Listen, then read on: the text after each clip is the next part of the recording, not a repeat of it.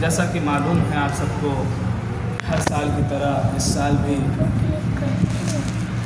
مجالس اعضاء پڑھنے کا شرف حاصل ہوا کہ جس کا موضوع میں نے منتخب کیا ہے، دو موضوع ہے جو اس عشرے میں نے رکھا ہے، ایک اصول دین اور دوسرا فروع دین۔ آپ مکتبوں میں پڑھتے ہیں کہ اصول دین یعنی جڑیں 5 اور فروع دین یعنی شاخیں 10۔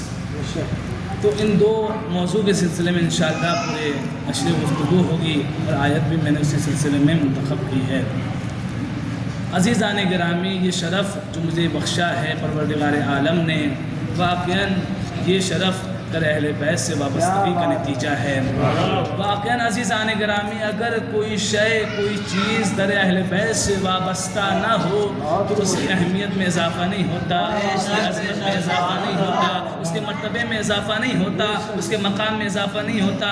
مثال سے واضح کر دوں کہ یہ میرا کپڑا ہے، مزید میں نے پہنا، اتارا، دھویا، پھینک دیا، اس کے مرتبے میں کوئی اضافہ نہیں ہوا، اس کے مقام میں کوئی اضافہ نہیں ہوا، اس کی عظمت میں کوئی اضافہ نہیں ہوا، اس کی عزتوں میں کوئی اضافہ نہیں ہوا۔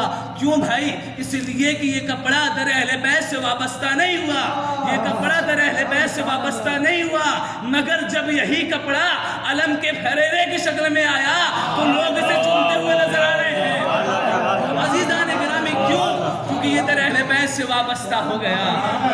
عزیزان گرامی، یہی کپڑا جو ابھی تاریکی میں تھا، پستی میں تھا، در اہل بیت سے وابستہ نہیں تھا، عزتوں میں اضافہ نہیں تھا، جب یہی کپڑا در اہل بیت سے وابستہ ہوا تو لوگ چومتے ہوئے نظر آ رہے ہیں۔ اسی لیے شاعر نے کہا ہے کہ یا علی مشکل کشا کہہ کر سنبھلتے کیوں نہیں، یا علی مشکل کشا کہہ کر سنبھلتے کیوں نہیں، تم ہمارے ساتھ راہ حق پر چلتے کیوں نہیں، یا علی مشکل کشا کہہ کر سنبھلتے کیوں نہیں، یا علی مشکل کشا کہہ کر سنبھلتے کیوں نہیں، تم ہمارے ساتھ راہ حق پر چلتے کیوں نہیں۔ اے مسلمانوں، اگر بتا دے یہ کالا لباس تو لباس خانہ کعبہ کیوں بدلتے کیوں نہیں، تو لباس خانہ کعبہ بدلتے کیوں نہیں۔ تو عزیزان گرامی، آج بہت فتوے آتے ہیں، جیسے ہی ماہ محرم آتا ہے فوراً کہا جاتا ہے یہ عزاداری کیوں کرتے ہو، یہ ماہ عزا کیوں کرتے ہو، یہ کالا لباس کیوں پہنتے ہو، یہ تم عزاداری کیوں کرتے ہو، زلزلہ کیوں نکالتے ہو، علم کیوں برآمد کرتے ہو۔ تو عزیزان گرامی، ایک شخص نے اعتراض کیا کہ امام حسین علیہ السلام شہید ہو گئے ہیں، اللہ نے انہیں جنت بھی عطا کر دی ہوگی۔ تو اس کا جواب علامہ امینی رحمۃ اللہ علیہ نے جواب دیا کہ جس طرح سے ہر مسلمان خود پر یہ لازم سمجھتا ہے کہ ہر سال روز عید قربان اپنی جانب سے بارگاہ خداوندی میں قربانی پیش کرے، کس واقعے کی یاد میں؟ اس واقعے کی یاد میں کہ جس میں فرزند ابراہیم کو ذبح کیا گیا، جبکہ جناب اسماعیل ذبح نہیں ہوئے۔ تو عزیزان گرامی، علامہ امینی جواب کہتے جس طرح سے ہر مسلمان خود پر یہ لازم سمجھتا ہے کہ روز عید قربان کی مناسبت سے روز عید قربان قربانی پیش کرتا ہے، کس کی یاد میں؟ فرزند ابراہیم کی یاد میں۔ تو اسی طرح سے وہ ذبح عظیم جسے ذبح عظیم قرار دیا گیا ہے سرکار سید الشہداء کی قربانی کو، کیا ہم اس کو اسے عزاداری کی یاد میں نہیں کر سکتے ہیں؟ تو علامہ امینی نے اس طرح سے جواب دیا اس شخص کو۔ تو عزیزان گرامی، میں اپنے موضوع پہ آؤں تو میں نے موضوع جو منتخب کیا، دو موضوع میں نے منتخب کیا، ایک اصول دین، ایک فروع دین۔ عزیزان گرامی، سورہ بقرہ کی ابتدائی آیت کی تلاوت میں نے کیا جس میں اللہ ایسے لوگوں کے لیے کہہ رہا ہے کہ جنہوں نے اپنے رب کی جانب سے ہدایت حاصل کی، اولئک علی ھدی من ربہم۔ کچھ ایسے افراد ہیں، کچھ ایسے لوگ ہیں جو اپنے رب کی جانب سے ہدایت حاصل کی، اور یہی افراد، یہی لوگ جو ہیں نجات یافتہ ہیں، فلاح یافتہ ہیں۔ اب یہ افراد ہے کون، یہ لوگ ہیں کون؟ تو شروع سے ہم چلتے ہیں۔ جب ہم بسم اللہ قرآن کی ابتدائی آیت ہے، آپ سب پڑھتے بھی ہوں گے، شاید پڑھتے ہوں گے عزیزان گرامی، ورنہ آج عوام میں ایسا ہو گیا ہے کہ بہت کم افراد ہوں گے جو قرآن کو کھولتے ہوں گے، واقعاً بہت کم افراد ہوں گے جو قرآن کو کھولتے ہوں گے۔ میں ابھی بہرائچ میں گیا ہوا تھا، وہاں میں نے پروگرام رکھا تھا قرآن کے مناسبت سے تفاسیر اور ترجمے کے لیے، لیکن وہاں کے افراد کو نہ قرآن پڑھنے، بچے چھوڑیے بزرگ کو، وہاں بوڑھے کسی کو قرآن نہیں آ رہا تھا۔ کیوں بھائی؟ اس لیے کیونکہ ہم دین سے واقف ہی نہیں ہیں۔ آج ماشاءاللہ موبائل ہے، جہاں موبائل سے بھی بیوی سے بات کرتے ہیں، جہاں اور مصروفیات موبائل کے ذریعے کرتے ہیں، کہ ہم اس موبائل کے ذریعے قرآن کو نہیں پڑھ سکتے؟ آج تو ماشاءاللہ ایپ ہیں ہر طرح کے، اس سے ہم تفاسیر کو دیکھ سکتے ہیں، ترجمے کو دیکھ سکتے ہیں، کہ ہمیں اتنی توفیق نہیں ہے کہ ہم اسی موبائل کے ذریعے قرآن کو نکالیں اور قرآن کے ترجمے کو دیکھیں، اس کی تفسیر کو دیکھیں۔ تو عزیزان گرامی، آج دنیا میں یہ ماحول ہو گیا کہ دنیا قرآن کو نہیں دیکھ رہی ہے، قرآن ہے کیا؟ تو میرے عزیزوں، میں اپنے موضوع کی جانب آ رہا ہوں۔ اولئک علی ھدی من ربہم، یہ پروردگار کچھ ایسے افراد ہیں جو اپنے رب کی جانب ہدایت حاصل کرتے ہیں، اور یہی لوگ جو ہیں کامیاب ہیں۔ شروع کی آیت، ابتدائی آیت سورہ بقرہ کی، بسم اللہ الرحمن الرحیم، الف لام میم ذالک الکتاب لا ریب فیہ۔ اس قرآن مجید کے لیے اللہ پہلے سے کہہ رہا الف لام میم۔ بیٹھے ہوئے ہیں حضرات جانتے ہیں کہ الف لام میم ہے کیا؟ حروف مقطعات کہا جاتا ہے اسے، یعنی ان بہت سے مقامات پر ایسے حروف آئے ہوئے ہیں، کبھی یاسین کہا گیا ہے، کبھی طہ کہا گیا ہے۔ یہ حروف کے معنی اور مطالب فقط خدا اور آل محمد کے کوئی نہیں جانتا۔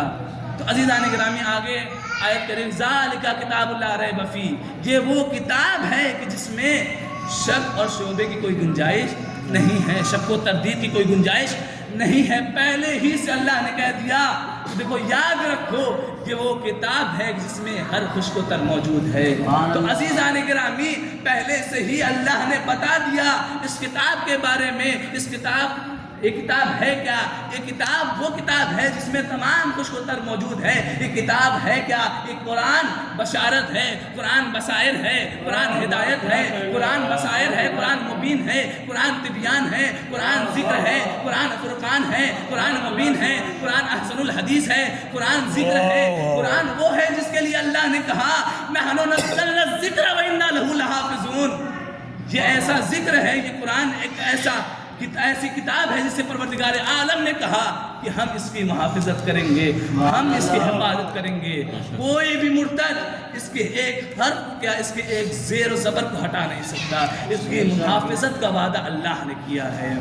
تو عزیزان گرامی، قرآن مجید میں کوئی شک اور شعبے کی کوئی گنجائش نہیں ہے۔ یہ اس میں ہر خشک و تر جو بھی چاہیے اس میں موجود ہے۔ ہم جو بھی مسائل جاننا چاہتے ہیں اس قرآن میں آئیں، ہر مسئلے کا حد ہے اس میں۔ تو عزیزان گرامی، آگے کی آیت، اب آئیے متقی ہوتے کون ہیں؟ اب یہ قرآن ہے کیا؟ قرآن ذالک کتاب لا ریب فیہ ھدی للمتقین، یہ قرآن ہدایت بن کر کے آئی، کس کے لیے؟ متقین کے لیے، سب کے لیے نہیں بن کر کے آئی۔ کس کے لیے؟ متقین کے لیے، تقوی والوں کے لیے، پرہیزگاروں کے لیے، دین کے پابند والوں کے لیے، ایسے ویسوں کے لیے نہیں آیا ہے، بلکہ قرآن ان کے لیے آیا ہے جو نماز بھی پڑھتے ہوں، روزے بھی رکھتے ہوں، حج بھی کرتے ہوں، خمس بھی انجام نکالتے ہوں، زکوٰۃ بھی ادا کرتے ہوں، امر بالمعروف بھی کرتے ہوں، نہی عن منکر بھی کرتے ہوں۔ عزیزان گرامی، یہ ان کے لیے ہدایت بن کر کے آئی ہے۔ اور امام علی بھی کسی ایرے گہرے کے امام نہیں ہیں، بلکہ امام المتقین ہے، یعنی متقی کے امام ہیں، پرہیزگاروں کے امام ہیں۔ عزیزان گرامی، یہ رہبران الہی بھی کسی غیر کے امام نہیں، بلکہ متقی کے تقوی دار کے لیے، پرہیزگاروں کے لیے۔ یہ تقوی، پرہیزگار، متقی افراد کون ہیں؟ آگے ان کی صفت بیان ہوتی ہے کہ الذین یؤمنون بالغیب۔ ان کی پہلی صفت اور پہلی شرط یہ ہوگی کہ متقی افراد وہ ہوں گے جو غیب پر ایمان رکھتے ہوں گے، یعنی ایمان بالغیب، غیب پر ایمان رکھتے ہوں گے۔ اور دوسری صفت کیا ہوگی؟ وَيُقِيمُونَ الصَّلَاةَ، نماز قائم کرتے ہوں گے، نماز کی پابندی کرتے ہوں گے، وقت پر نماز کو ادا کرتے ہوں گے۔ اس کے بعد تیسری شرط بیان ہوتی ہے کہ تیسری شرط ان کی ہے وَمِمَّا رَزَقْنَاهُمْ يُنْفِقُونَ، جو کچھ بھی اللہ نے انہیں دیا ہے رزق، وہ ان رزق میں سے اللہ کی راہ میں خرچ کرتے ہیں۔ اس کے بعد یہ تین صفت، اس کے بعد چوتھی صفت قرآن بیان کر رہا ہے کہ الذین یؤمنون بما انزل الیک وما انزل من قبلک، یہ متقی افراد وہ ہوں گے جو اے پیغمبر آپ پر کتاب نازل ہوئی ہے، اور وہ کتابیں جو آپ سے پہلے نبیوں پر نازل ہوئی ہے، ان تمام کتابوں پر ایمان رکھتے ہوں گے، قرآن پر ایمان رکھتے ہوں گے، انجیل پر ایمان رکھتے ہوں گے، توریت پر ایمان رکھتے ہوں گے، زبور پر ایمان رکھتے ہوں گے۔ تو عزیزان گرامی، یہ متقی کی چوتھی صفت ہے اور چوتھی شرط ہے۔ اور پانچویں صفت کیا ہے؟ وَبِالْآخِرَةِ هُمْ يُوقِنُونَ، یہ آخرت پر پکا یقین رکھتے ہوں گے۔ عزیزان گرامی، یہ چوتھی شرط ہے۔ اس کے بعد کہا جا رہا ہے کہ اولئک علی ھدی من ربہم واولئک ھم المفلحون، یہی وہ افراد ہیں جو اپنی رب کی جانب سے ہدایت حاصل کرتے ہیں، اور یہی وہ افراد ہیں جو کامیاب یافتہ ہیں۔ ایک درود پڑھ دیجئے محمد۔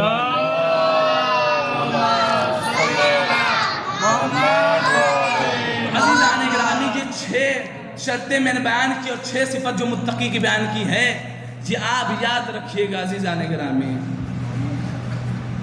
تو عزیزان گرامی، میرا موضوع کیا ہے؟ عقیدہ، اصول دین اور فروع دین۔ اب اصول دین آئیے دیکھتے ہیں۔ اصول دین جڑیں 5 ہم نے پڑھا ہے مکتبوں میں، جڑیں 5۔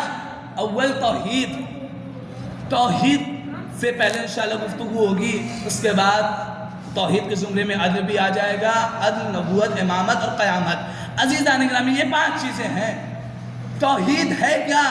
عقیدہ توحید ہے کیا؟ پہلے اس کو سمجھنا ہے۔ عزیزان گرامی، اگر انسان کی بنیاد مضبوط نہ ہو تو واقعاً جو بھی عمل وہ انجام دے وہ بے عمل ہوگا، بے روح ہوگا۔ آپ نماز جتنی بھی پڑھیں، آپ روزہ جتنا بھی رکھیں، آپ جتنا بھی حج کریں، آپ جتنا بھی زکوٰۃ ادا کریں، آپ جتنا بھی خمس نکالیں، آپ جتنا بھی امر بالمعروف کریں، آپ جتنا بھی نہی عن المنکر کریں، جب تک آپ کا عقیدہ مضبوط نہ ہوگا وہ عمل قابل قبول نہ ہوگا۔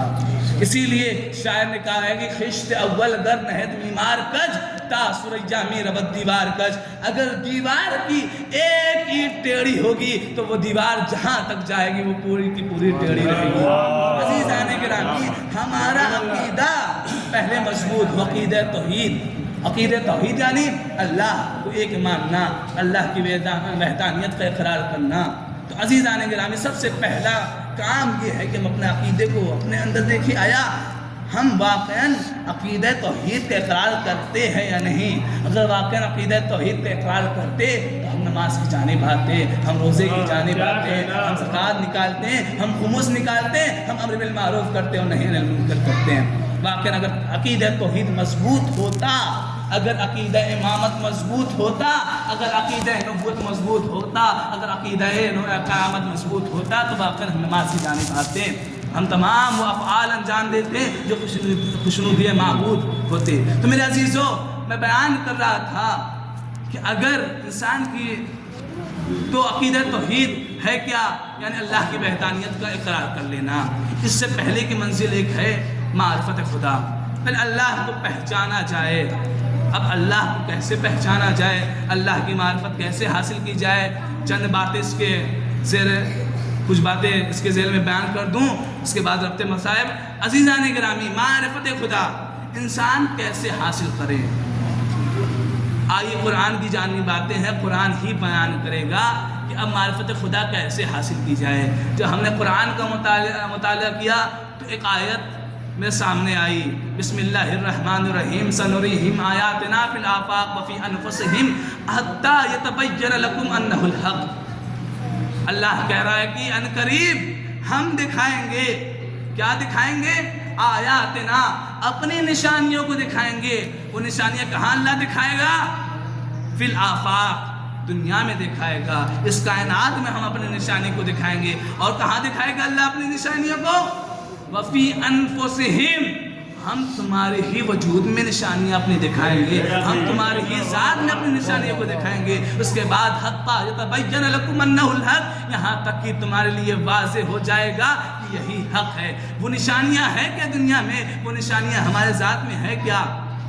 عزیزان گرامی، تو ان فی الآفاق وفی آیاتنا فی الآفاق، اللہ کہہ رہا ہے ہم نشانیاں دکھائیں گے۔ کہاں؟ اس دنیا میں، اس کائنات میں۔ معصومین فرماتے ہیں کہ اگر خدا کی معرفت حاصل کرنا چاہتے ہو تو مخلوقات خدا کے ذریعے اللہ کی معرفت حاصل کرو۔ کیا مطلب؟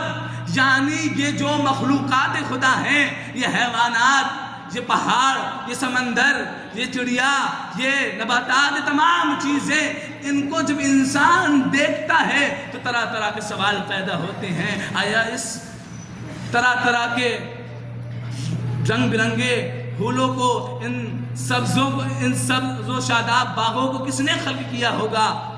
تصور ایک پیدا ہوتا ہے انسان کو، جب ان تصورات میں انسان جاتا ہے، غور و فکر کرتا ہے ایسے کس نے خلق کیا ہوگا، اس کی کتنی قدرت ہوگی، اس کو وہ کتنا جاننے والا ہوگا۔ تو عزیزان گرامی، جب ان تصورات میں انسان جاتا ہے تو اپنے رب کی معرفت حاصل کر لیتا ہے۔ اس کے بعد خود قرآن کہہ رہا ہے اس تمام چیزوں کو بیان کرتے ہوئے کہ تم سمندروں کو دیکھو، تم پہاڑوں کو دیکھو کہ ہم نے کس طرح انہیں خلق کیا ہے۔ الابل کیف خلقت، ہم نے اونٹ کو کس طرح سے خلق کیا ہے، ہم نے پہاڑ کو کس طرح خلق کیا ہے، ہم نے آسمان کو کس طرح خلق کیا ہے، ہم نے زمین کو کس طرح خلق کیا ہے، تم اس کی جانب تو دیکھو۔ اس کے بعد کہہ رہے ہیں ان فی ذلک لآیات لقوم یتفکرون، ان تمام چیزوں میں نشانیاں ہیں اللہ کی، تم غور و فکر کرو، تفکر کرو، ان چیزوں کے ذریعے تم اللہ تک پہنچ سکتے ہو۔ یہ تو ہی ایک چیز، ایک اور نشانی ہے اللہ کی سب سے بڑی نشانی ہے جس کو خود مولائے کائنات کہتے ہیں کہ واللہ انا آیت اللہ الکبریٰ، خدا کی قسم مولائے کائنات امیر المؤمنین کہہ رہے ہیں خدا کی قسم میں ہوں اللہ کی سب سے بڑی آیت، میں ہوں اللہ کی سب سے بڑی نشانی۔ لیکن مسلمانوں نے اس نشانی کو بھلا دیا۔ غدیر خم کے میدان میں پیغمبر کے پاس جب جبرائیل بار بار آ کے نازل ہو رہے ہیں، یا ہی رسول بلغ، یا ہی رسول بلغ، اے پیغمبر اس پیغام کو پہنچا دیجئے جو میں نے آپ کی جانب پہنچایا، جو آپ کی جانب پہنچایا، اللہ یعصمک من الناس، اللہ آپ کی حفاظت کرے گا۔ کون سا پیغام ہے بھائی جو جبرائیل بار بار پیغمبر کے پاس آ رہے ہیں؟ نماز تو پہنچا دیا، روزہ تو پہنچا دیا، زکوٰۃ تو پہنچا دیا، کون سا پیغام ہے؟ اب جیسے ہی پیغمبر نے غدیر کے میدان میں کجاوے کا ممبر بنایا، اور کجاوے کے ممبر بنانے کے بعد جب کجاوے کے ممبر پہ جاتے ہیں اور طولانی خطبہ ارشاد فرماتے ہیں، اس کے بعد مولائے متقیان کو کجاوے کے ممبر پر بلاتے ہیں، اور کجاوے کے ممبر پر بلانے کے بعد مولائے متقیان کے ہاتھوں کو لوگوں کے سامنے دکھاتے ہیں اور کہتے ہیں من کنتو مولا فہذا علی مولا۔ عزیزان گرامی، یہ ہے علی، اللہ کی آیتیں ہیں، اللہ کی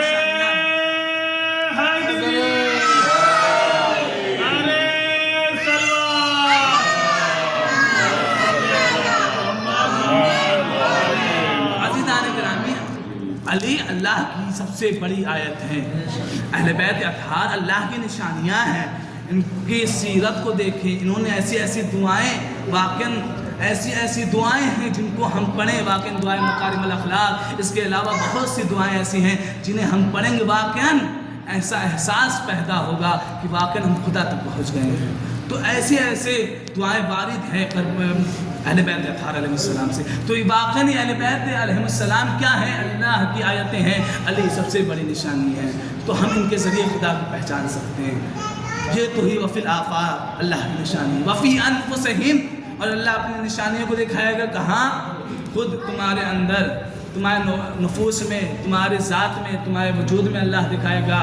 خود قرآن مجید بار بار کہہ رہا ہے کہ وفی انفسکم افلا تبصرون، کیوں تم اپنے نفسوں کو کیوں نہیں دیکھتے ہو، کیوں اپنے کو نہیں ٹٹولتے ہو، کیوں سیاڑی نہیں بن کر کے اپنے نفس کو دیکھتے ہو، کیوں دیکھتے ہو اپنے شہرت کی جانب، کیوں دیکھتے ہو اپنے مال و دولت کی جانب، کیوں دیکھتے ہو فلاں چیز، کیوں دیکھتے ہو فلاں چیز، بلکہ تم مال و دولت اور شہرت اور اپنی ڈگری اور اپنے تعلیمات کو نہ دیکھو، بلکہ خود اپنے نفس کو دیکھو، خود اپنے وجود کو دیکھو۔ مرتبہ جب انسان، خود مولائے متقیان فرماتے ہیں کہ من عرف نفسہ فقد عرف ربہ، جس نے اپنے رب اپنے کو پہچان لیا گویا اس نے اپنے رب کو پہچان لیا۔ تو کس طرح انسان پہچانے گا خود کو، کس طرح خود کی معرفت حاصل کرے گا، خود شناسی کیسے انسان کرے گا؟